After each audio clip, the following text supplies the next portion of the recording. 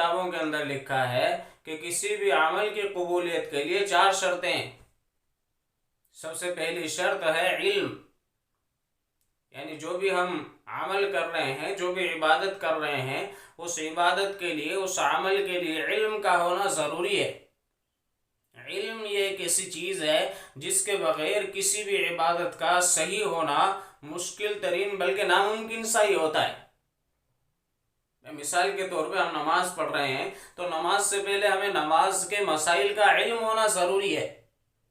ہمیں نماز کے مسائل کا علم نہیں ہے، نماز کے بارے میں ہم جانتے نہیں ہیں، پتہ نہیں ہے، تو پھر ہماری نماز پتہ نہیں صحیح ہوگی کہ نہیں ہوگی، اللہ ہی بہتر جانتا ہے۔ ایک آدمی کو غسل کے فرائض کا نہیں پتہ ہے، اس نے غسل کر لیا ہے، غسل کا ایک فرض ہوتا ہے کہ بھئی سارے بدن پر اس طرح پانی بہانا چاہیے، ایک بال کے برابر بھی پورے بدن میں کہیں سے کوئی جگہ سوکھی رہ جائے تو غسل نہیں ہوتا ہے۔ اب ایک آدمی کو اس کا پتہ نہیں ہے، اس نے بس سیدھا پانی بہا لیا ہے، یا اس نے کلی نہیں کی ہے، اس نے ناک میں پانی نہیں ڈالا ہے، تو یہ غسل کے فرائض ہیں۔ اگر کسی نے ساری بالٹی بھی اپنے بدن پر ڈال دی ہے مگر اس نے غسل کا ایک فرض چھوڑ دیا ہے، یا تو اس کا بدن کا کوئی حصہ سوکھا رہ گیا ہے، یا اس نے کلی نہیں کی ہے، اس نے ناک میں پانی نہیں پہنچایا ہے، تو اس کا غسل نہیں ہوگا۔ اب وہ تو یہ سمجھتا ہے کہ پانی نہا لینا اور بدن کے اوپر پانی ڈال لینا اور سارے بدن کو دھو لینا، بس اسی کو غسل کہا جاتا ہے، حالانکہ یہ غسل نہیں ہوتا۔ غسل کے فرائض کا ادا کرنا ضروری ہے ورنہ غسل نہیں ہوگا۔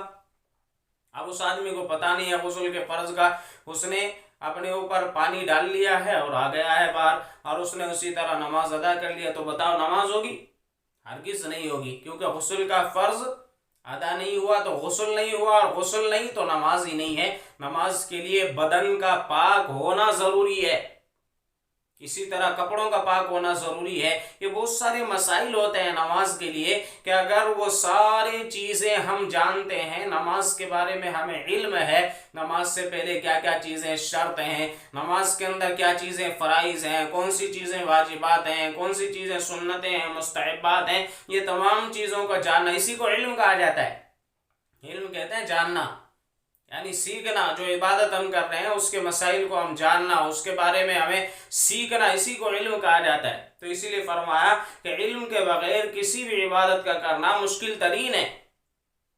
تو بہرحال یہ میں نے ایک مثال دی نماز کی، ورنہ ہر عبادت کا مسئلہ یہی ہے۔ تو سب سے پہلی چیز، کسی بھی عمل کی قبولیت کے لیے 4 شرطیں۔ سب سے پہلی شرط علم کا ہونا، دوسری شرط ہے نیت کا ہونا۔ حدیث کے اندر اللہ کے نبی صلی اللہ علیہ وسلم نے ارشاد فرمایا، انما الاعمال بالنیات، تمام اعمال کا دار و مدار نیتوں کے اوپر ہے،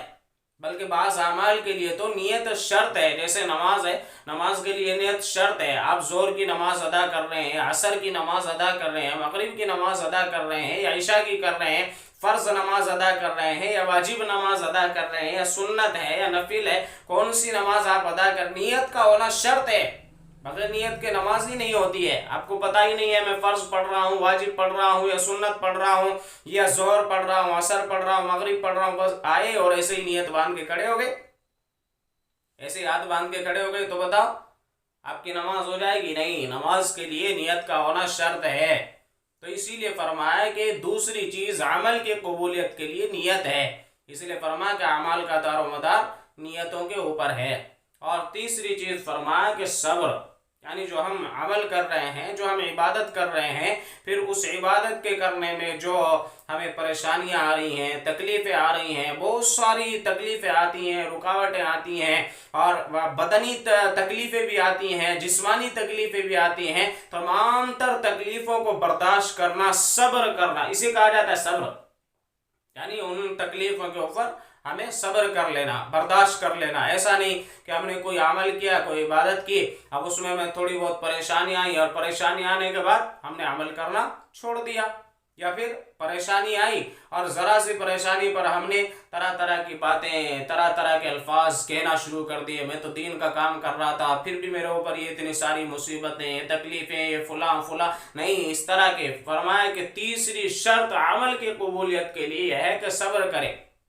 تکلیفیں آئیں گی، پریشانیاں آئیں گی، رکاوٹیں آئیں گی، لیکن تمام چیزوں کو برداشت کر لینا، یہ بھی عمل کی قبولیت کے لیے شرط ہے۔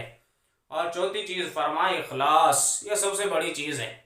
اخلاص یعنی کس مقصد کے لیے کر رہے ہیں۔ اخلاص کہا جاتا ہے جو بھی ہم عبادت کر رہے ہیں، جو بھی عمل کر رہے ہیں، اس سے ہمارا مقصود صرف اور صرف اللہ کی رضا ہونا چاہیے،